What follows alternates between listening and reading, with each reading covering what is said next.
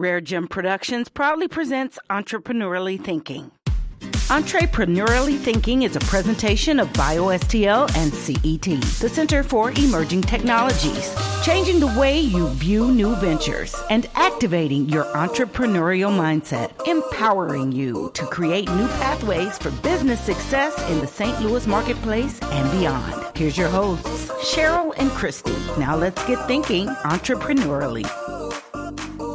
Welcome back to the Entrepreneurially Thinking Podcast. I'm Christy Maxfield. And I'm Dr. Cheryl Watkins-Moore. I lead our STEM and Entrepreneurial Inclusion Initiative for BioSTL here in our St. Louis region. Hey, lady. Hi, how are you? Doing well. We're still in season 11. We are. Well, you know, like just because time flies for us doesn't mean it flies for everybody. I know. We'll be at 12 soon enough. No, Don't you worry. I'm not complaining because we've had some great guests, great interviews, great episodes. Absolutely. And we have our founding sponsor, CET and BioSTL, to thank for helping us do that. Yes. With their support, we've been able to introduce you to a whole host of people. And we're just really excited to make sure that you know what they're doing as well as what we're doing. So check out our website, their website.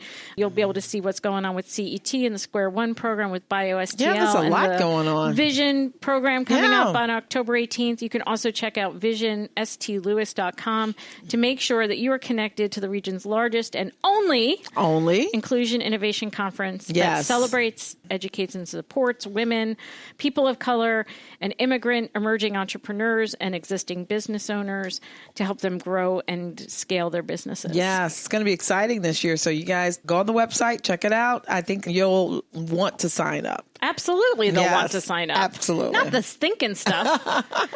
And make sure that you continue to follow us wherever you get your favorite podcasts. Share with your friends. Use the hashtags ETHINKSTL, Ethink Podcast. Stay listening. Find us on iTunes, Spreaker, Facebook, LinkedIn, all those places. Wow, those are lots of places. Wherever you guys are, we're going to tag along. Excellent. Yes. So today, more than ever, Americans have their finger on the pulse of social issues. Indeed. St. Louis is no stranger, as we know, to social issues, having dealt most recently with police brutality, gun control, and abortion, just to name a few topics. Our guest today is a cultural producer. She organizes artists to develop digital media and visual artworks that extend the impact of her design practice.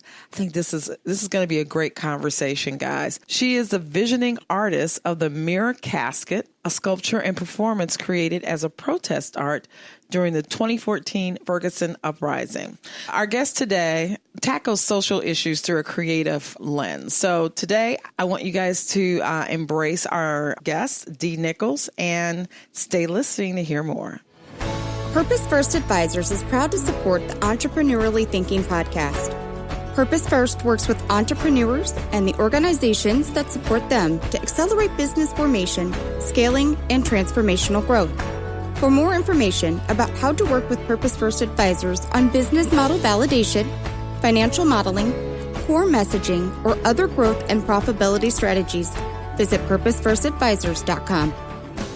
CET, the Center for Emerging Technologies, is a proud founding sponsor of the Entrepreneurially Thinking podcast. We want you to know about all the great resources they provide, including the Square One Ignite and Bootcamp programs, as well as the online startup toolkit. The toolkit has videos, articles, and other materials to help you build your business. For more information about CET's programs, visit CETSTL.com. And for your renewed and continued support, CET, we say thank you. My name is Dee Nichols. I am from Memphis, and I lead Civic Creatives here in St. Louis. Entrepreneurially thinking means to me that as a creator, I can help to develop, incentivize, cultivate, and amplify opportunities in our city using certain methodologies, certain ways of thinking and being that really benefits more than just myself and others. So that's what it means. Joining us today is Dee Nichols, Principal of Design and Social Practice at Civic Creatives. Dee, I'm so glad you could be with us. Thank you. Full Thank you for having me. I get to hang out with Dee in our service on the board of directors of Forward Through Ferguson, and just have been excited to watch her grow as an artist and as an activist, and well, at least the many you have roles that she's had in I was going to say, at least you see her and actually interact. I see her moving. Well, that's because she's a very busy woman. And I say, like, there's a moment in time I can say, I know Dee. I actually sat in a room with her. Yes. We see she is on the move. Hi. She is a busy woman. So thank you for being here with us. Indeed. Thank you for having me. Yeah. So, Dee, tell us, what is Civic Creatives? Yeah, Civic Creatives is a multidisciplinary design team that partners with different social organizations in our city and across the nation in order to help them creatively problem solve certain challenges and issues that are coming up in their work and how it meets community members. Wow. And so a lot of that work, a lot of our partners and clients include people who are working on food justice and access and making sure that farmers are able to get the food that they're producing to community members, especially those who are living in neighborhoods and communities where food deserts. Yeah, where disinvestment has happened so much that they no longer have grocery stores. A lot of that is also about arts and culture and policy and identity issues, especially when it comes to how those play out in the ways that different groups and demographics are marginalized, targeted across different social issues. But we also like to have fun and just bring people together. So you're tackling some really heavy issues. Just small things like, you food gotta justice. have fun with it. How do you do that from an artistic perspective and, through the work that you're doing? Because you're doing some really heavy work. Yeah. Collaboration and strategy are key to everything that I do. I was trained as a communications designer, so I was groomed to work in advertising and in branding and help entities and corporations sell things like beer. That was one of my campaigns. I don't drink beer, so that was hard for me. But it took me a while to realize that those same processes, those same concepts can be applied to all of these social issues that I cared about. And I ended up going to grad school for social work, but I specialized in social entrepreneurship. And I realized throughout that process that St. Louis didn't really have, at least in 2013, 2014, many design and arts-based organizations that were partnering and using these types of methodologies in collaboration with nonprofits. And so I knew that I wanted to do that work. And I started moonlighting while I was still in grad school and working my practicum at a museum. And we made it happen. And now here we are. So, okay, first of all, we forgot to start at the beginning. Are you from St. Louis? I am not from St. Louis. A lot of people think that I am. Well, going on the record as claiming her because she came here for grad school. She's done some of undergrad. Yeah, I came here as a baby. We get her as undergrad gosh. even. Okay, so we are definitely claiming her. And you've done some amazing work, including work like the mirror casket that is now in the Smithsonian. Yes. While being here in St. Louis. Yeah. So, designing the St. Louis Metro Market in collaboration with its co-founders, being a part of the Artistic STL Collective, and mobilizing artists and creators across the region to show up and create things that express and visualize what we stand for, but also sparking different series like the United Story Summit that brought people together to talk about police brutality in some really creative ways, just like creating vulnerable and brave space for people, but also efforts like Food Spark, where on a monthly basis, we are bringing people together to talk about issues through culinary arts and through food-based gatherings. And now we've even started to fund grassroots entities and initiatives across the city in order to spark social good across our city. And so, okay, so it's stop. a lot. I was going to say, Christy took me away from where I was going. Where are you from, Dee? Memphis, Tennessee. Memphis, you're not far away. I grew up in a really small town called Cleveland, Mississippi. Yes. And that's where I spent maybe age 3 through age 9. A lot of my upbringing there really has informed the work that I do now. I was going to ask you that. Yeah. Were you very conscious as a youth growing up? Yes. Hyper conscious. Yeah. Mom would say precocious. No. Yes. Right. I have an opinion on everything. I often say the same thing. I just haven't been asked yet. Yes, exactly. I don't even know some of my opinions. Yes. So you are a woke kid. Yeah. And part of it is that... Was that from family? A little bit. Part of it is context, and part of it is that nurturing that comes from family. I come from a family of a lot of ministers and people who are very spiritually in tune with their purpose in life. And that sense of personal reflection, that sense of feeling grounded and going after things, that spiritual ambition.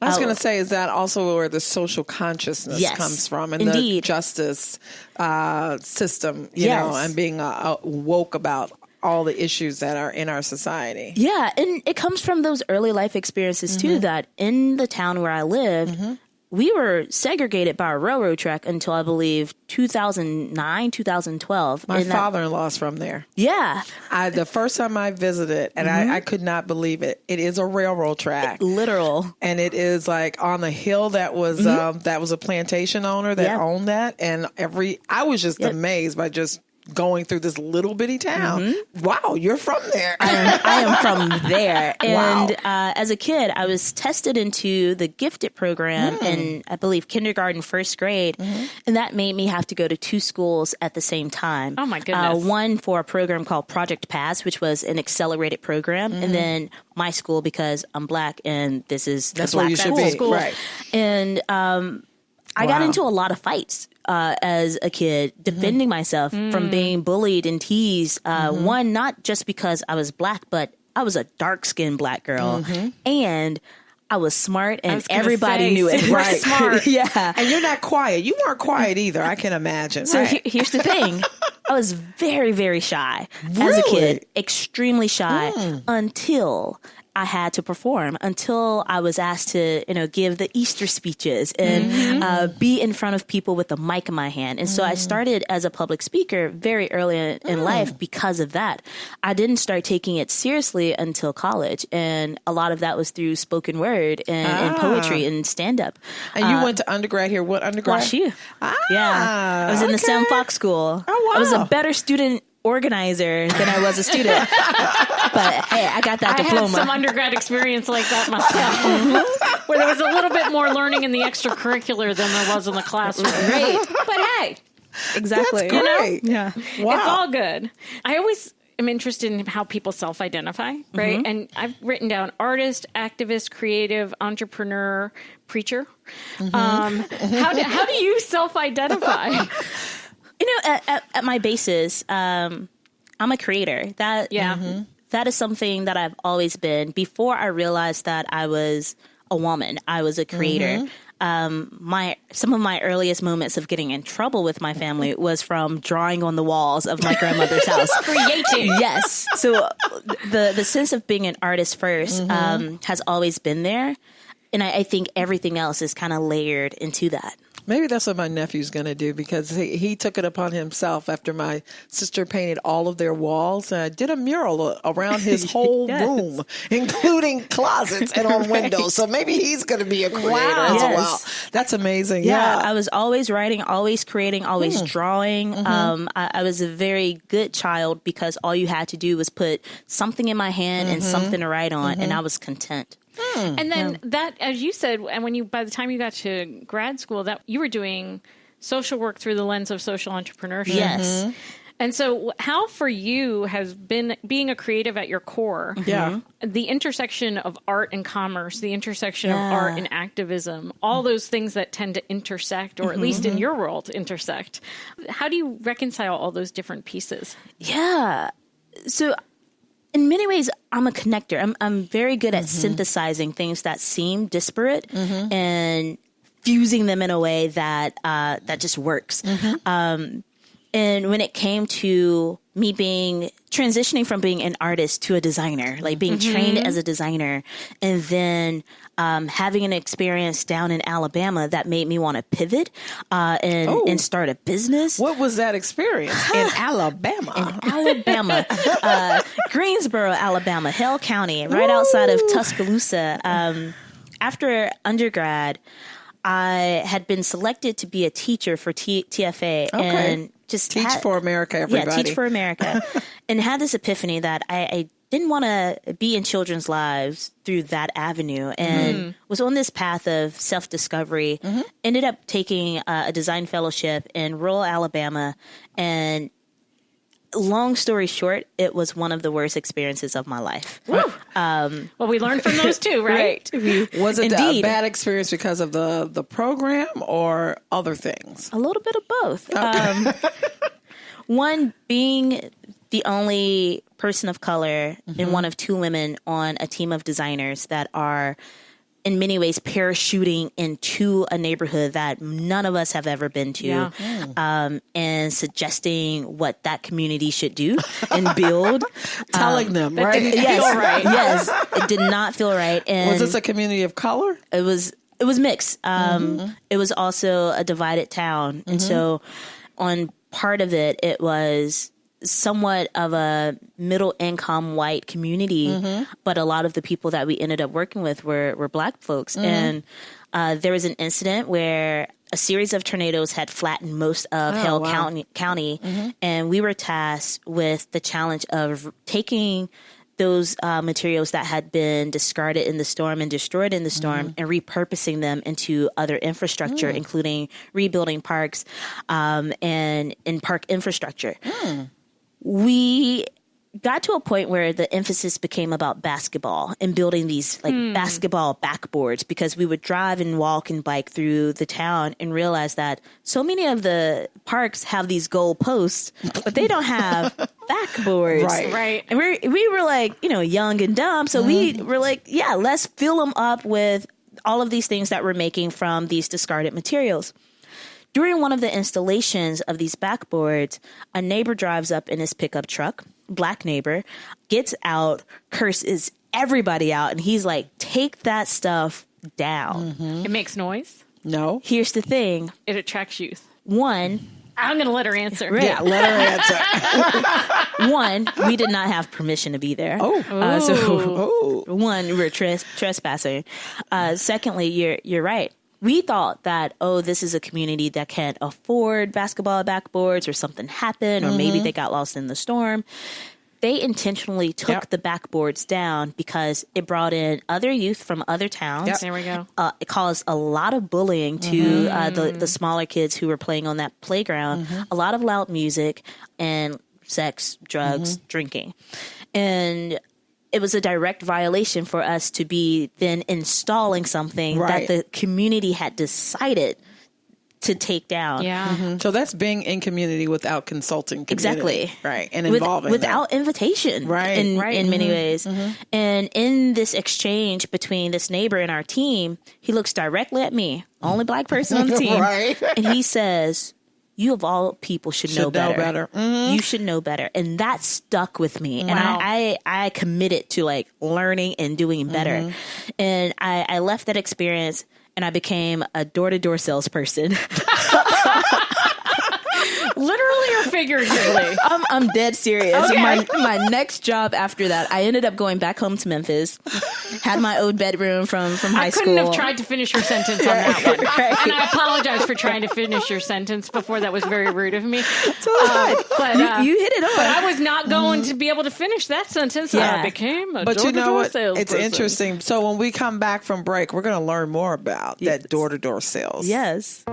BioSTL is a proud founding sponsor of the Entrepreneurially Thinking podcast. We want you to know about all the great things they are up to, including the BioSTL STEM Entrepreneur Inclusion Initiative and Fundamentals Program for early stage would-be entrepreneurs in the life sciences in St. Louis. You can learn more about all of BioSTL's programs by visiting biostl.org. And for your renewed and continuing support, BioSTL, we say thank you.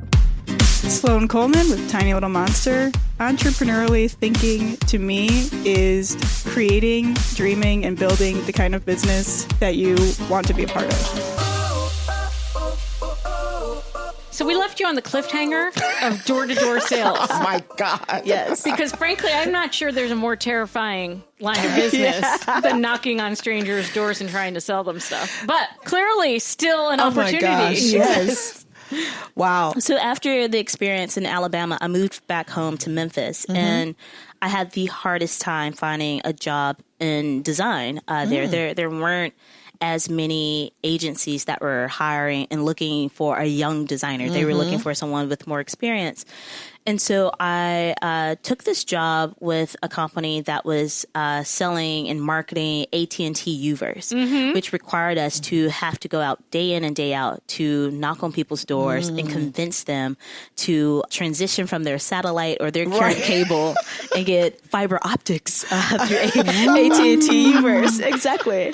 And you got to knock on doors. Yes. God bless you. And I faced so much rejection, people slamming their doors, people cursing you out, and people, letting you get through your entire pitch and then still saying no, meaning you've wasted all of this time that you could have been making a sale elsewhere. And that experience taught me a lot. It taught me about embracing conversations with strangers in ways that are not awkward, like learning those icebreakers and those boards, the family opportunities, relationships, dreams, in sports, as for sports, learning ways to like introduce myself into any space. But I also learned a lot of resilience that I have to toughen up, not just for this particular product, but as a person who has ideas that need support. I need to toughen up and be able to navigate and convince people to be on my side. And that sent me into more passion about entrepreneurship. And because you got a lot of doors that get closed in your face. A lot of rejection. Right. Yes. And you got to be able to connect with strangers. I love it. Exactly. All of it. So door-to-door sales and that experience in Alabama really became that first intersection of these two parts of my passions. And I'd been accepted into the Brown School before I left undergrad. And so it was an easy transition to finally call them up and say, I'll accept that admission now and the scholarship. Thank you. Yes. Let's So not tired of forget getting that. doors slammed in my face. I think I'd like to study again. I could only do that for so long. Right. And I came back here and I specialized in social entrepreneurship. And that took me into a whole different area of trying to sell ideas and sell concepts. Well, let me ask you that. Why social entrepreneurship? What was that choice? How did you make that decision? With being an artist, I was always enterprising. Like that was always something that I was good at. I could come up with an idea and as an organizer, get people and delegate them to make the idea happen. I think with entrepreneurship, it became an amplification of something that I'd already learned and become interested in just as a student organizer and as a young artist and organizer. I think what solidified social entrepreneurship, so not just entrepreneurship for me, was realizing that it doesn't have to just be a nonprofit. Spoiler alert, I did create a nonprofit while I was in grad school. But I was getting my feet wet. Right. Because how the program worked at that time was that you take classes like the Hatchery at WashU and all of these social entrepreneurship courses to help you build a social enterprise. And my first one was exactly what I'm doing today, but in the format of a nonprofit. And that structure legally was not the best one for my team and the work that we wanted to do and the pace that we wanted to work at. So we ended up pivoting into an LLC and things have boomed off. Wow. Ever since. Yeah. So how does your portfolio come together? Like because you are so busy and you travel extensively and you're creating art and you're doing gigs, right? So how does that portfolio come together in terms of what the business is doing, what Dee's doing, what other artists may have asked you to collaborate on, what other communities might have asked? I've just been fascinated. I'm like, how does that all work? Sometimes I have those questions myself. Well, you don't have to reveal all the secret sauces. All the secrets. Nope.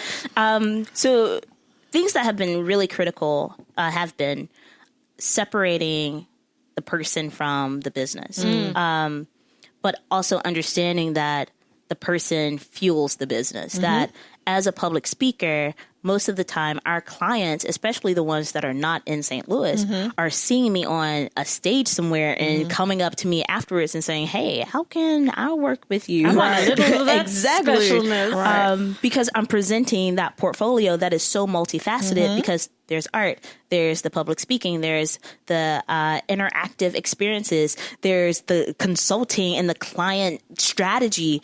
And what becomes so critical for me is the storytelling, that I have to create a narrative, a cohesive narrative around all of these things that feel very disparate. And on my personal website, it's just a way of like what's called online architecture or like web architecture, that the site is structured to take you into different domains based upon if you want the speaker, if you want the artist, or if you want the social entrepreneur. And that also takes you into Civic Creatives and the work that we do. And I think that sense of being organized in the ways that my online presence shows up has been super crucial. So you started this venture when? In 2000 what? 2013 as a nonprofit, 2016 transition, as a for-profit. And then talk to us about how your art, the mirror casket, came to be, and now sitting in the Smithsonian. Yeah, the National Museum of African American History and Culture. That is great. I know. I mean, so excited to be 1 degree of separation from her. Pimples. I know. That's why we get to claim her as St. Louis. Yes. So mote it be. I say it, and so mote it be. So talk to us about that whole process and how that worked. And did they call you, or you went to them, or how did that work? She's speechless. Right. To this day, I still don't fully know how all of it really worked out. That's God. Some points across the timeline. On August 9th of 2014, I was home in Memphis buying a car. I wasn't paying attention, got on Twitter and Facebook and saw everyone just boiling over about what was happening in Ferguson. I got back the next day, went to a rally at the Arch, and just did daytime protests for the first few days. I was at an NAACP town hall meeting right after I'd just gone to like an Urban League Young Professionals meeting. So I was like in a suit and stuff. And during this community meeting, there was a mother who just shouted into the room while, these folks were on this panel in their suits and stuff. And she was like, while all of us adults are in this one space talking about the issue, our children are out on the streets and the police are bringing tanks. And she was like, we need to get out of here and go out there. So I left that church, which is where the community meeting was, and I found some folks that I knew outside of the Ferguson Police Department, and we stood on the Andy Worm parking lot until about 2 a.m. in the morning. Around that time is when some officers came back out with their tanks and their Humvees, and they flashed lights and guns and made threats to us. And there was this moment where this other activist, who I later realized was Tef Poe, he was commanding all of us to get on our knees and like put our hands up, like hands up, don't shoot. While that was happening, my eyes were closed because I was scared out my mind. No kidding. Exactly. I'd protested before. Right. But not in front of a tank. That's a whole different Not in front of a tank. Not in front of somebody with guns pointed at you. Right. A different ball of wax. Never experienced that before. And there is a difference between a rally and a protest. Yeah, Exactly. Indeed. And while we were all on our knees, there was a woman who was walking around, and I kid you not, she was like praying out loud and speaking in tongues. And me, like on the ground, I just felt this wave of something, like the spirit moved me, and I couldn't rest after that. And I kept going back out day in, day out, nighttime, no matter what. And in the process, started organizing with a lot of other artists who were out there, started making lots of different works, including the the mirror casket, but we made ofrendas with Latinx artists. We had these art builds where we would just like pop up on the scene with art supplies, because at this time I was working at an art museum, so I had supplies on deck. And we would just make things. And you were channeling energy. Yeah. And it was just one of those things where we couldn't stop. With the mirror casket itself, it really became an output of a series of nightmares. And so realizing that I was being traumatized, even though I was still going out, there were two sets of nightmares that would continue to come back to me when I was sleeping. One was about my brothers. I have a younger brother who's 17 now. His name is Michael. And I just kept being awakened by this notion of like, my little brother could be this kid, Michael Brown. And at the time, my little brother was obsessed with Michael Jackson. And I was like, I want to do everything that I can to help him be Michael Jackson. But the other dream was constantly of these men just walking in the midst of darkness, carrying this casket that was made out of mirrors. And I couldn't shake it. And so I emailed a lot of those artists who I was out on the ground with. And we met up at Cafe Ventura. Yeah, Ventana.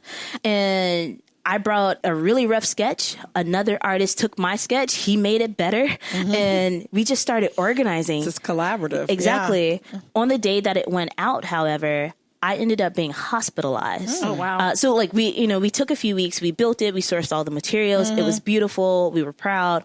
But on the day that we had to march it from Canfield Drive, where Mike Brown was murdered, to the Ferguson Police Department, I got rushed to the hospital by a coworker. Long story short, that's when I learned that I was severely anemic. And so overnight, I was sitting in a hospital bed getting blood transfusions while the rest of my team were out executing this project. And from there, people just kept using it. There was a lot of press. There were a lot of folks who took photos of it. And we would get these requests of other activists saying, hey, I'm doing this action. Can we use it? It got to a point where I forget the organization that came into town, but it was installed at this conference that came to the city. And from there, that's when we started getting emails from like real national players. Like real folks outside of the city. And one of those was a collector by the name of Kevin, who worked for the Smithsonian Institute. So while the casket was on a statewide artist tour of other artifacts from this movement, they brought their people into town, they appraised it, and they took it. And the museum opened September 2016. They brought part of my team to DC. We gave talks at Georgetown and got free tickets to everything. You are probably able to get into the freaking museum. Yes, on opening weekend. Right, and not have to wait like 6 weeks to get in there. Yes. Right. I mean, anytime I go there now, I still get free tickets. I just got to call up Kevin. Okay. I just got to talk to you on the side. Then. Yeah, no kidding. So that's amazing. I mean, and you're continuing to do work with museums, different museums now, right? Yes. But your work, I heard earlier too, like you referenced in one of your comments earlier that you had an internship with a museum. You've worked as a staff person in a museum. Your artwork is in DC. In a museum. In the museum. Right. And now we know that the next phase of your life is also about elevating a local museum here. The Griot Museum, correct? Yes. So tell us, there's never enough time. We're going to make a little bit of time. We're going to have to bring you back. Well, yeah. Well, there's two. that. There's part 6 and 12 and 24 too. But physically, you would have to bring me back, because part of the opportunity with the Griot in this new phase of life of going back into the museum industry is that I'm an incoming Loeb Fellow at Harvard University. Yes, that Wonderful. Harvard. Yeah, and that Cambridge. Yes. Well, you have to speak it like people who are from Harvard. It's not Harvard. It's Harvard. Yes. She's going there. She's going to get all the bona fides and the pronunciation. Yes. The Harvard. Oh, my gosh. Yes. So you're moving. Relocating to Cambridge for at least 1 year. There are some things in the works. That maybe 2.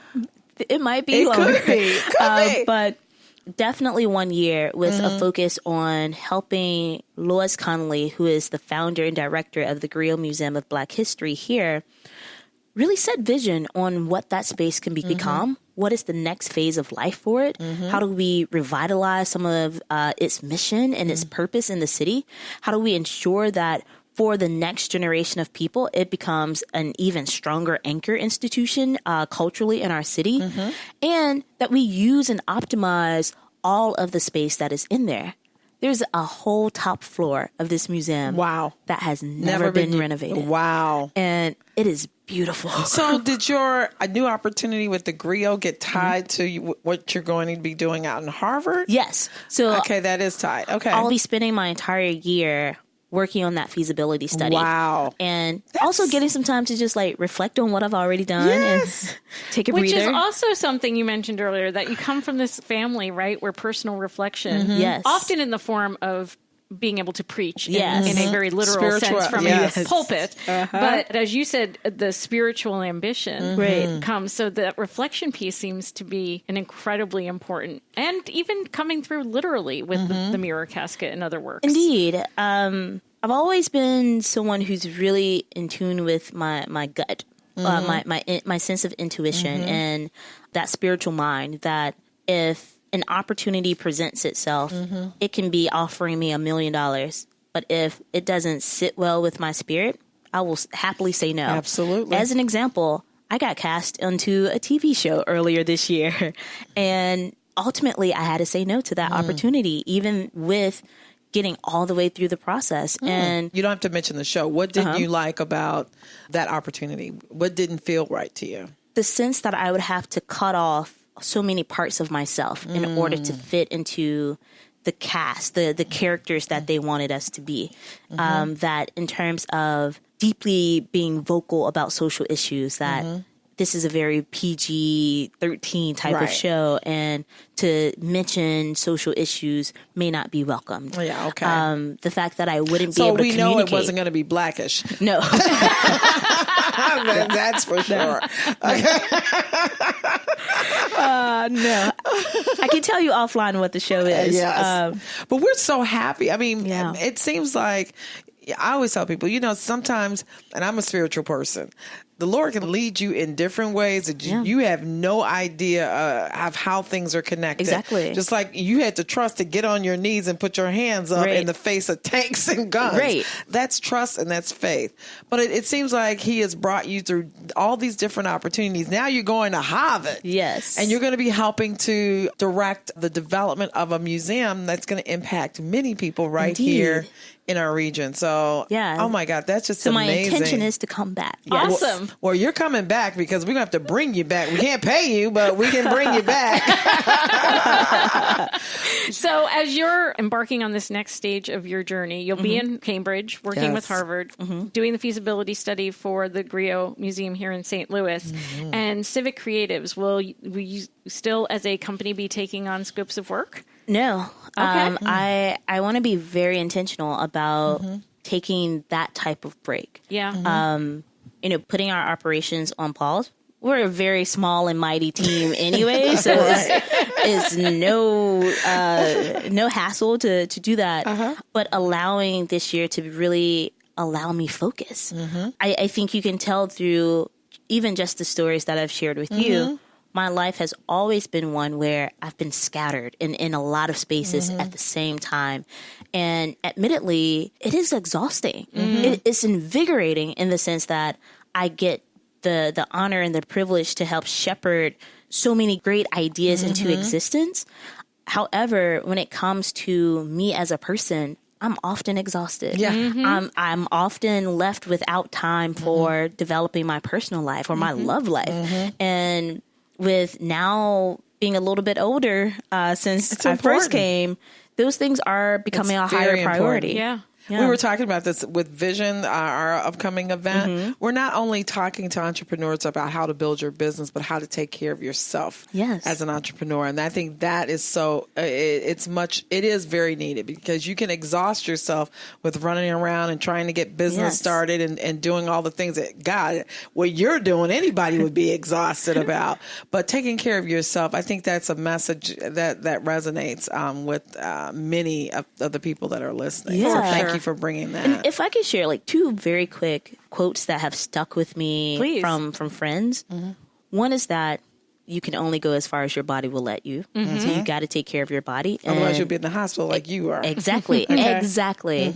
But secondly, if we don't invest in our wellness, we'll spend most of our life investing in our illness. And I rather be good on the front end. I'd rather put my investment of time and money into wellness practices versus, being much sicker later in my life. So, well, we're really excited for you that you get this opportunity to pause, to reflect, to really channel your energies in new ways and see what the next chapter unfolds into, and how St. Louis plays out in that, and how all the new connections and relationships. I'm just so happy, man, that I'm not saying, "Hey, Dee, see you later." This has been so wonderful. It is. Just it's having really the nice opportunity to sit down and chat, and explore with you, and to hear your personal reflections on what it is to do this work and to be a creative and an entrepreneur and an artist and an activist and a preacher, because I'm going to give you that one too. And a curator now. You're a curator for a museum.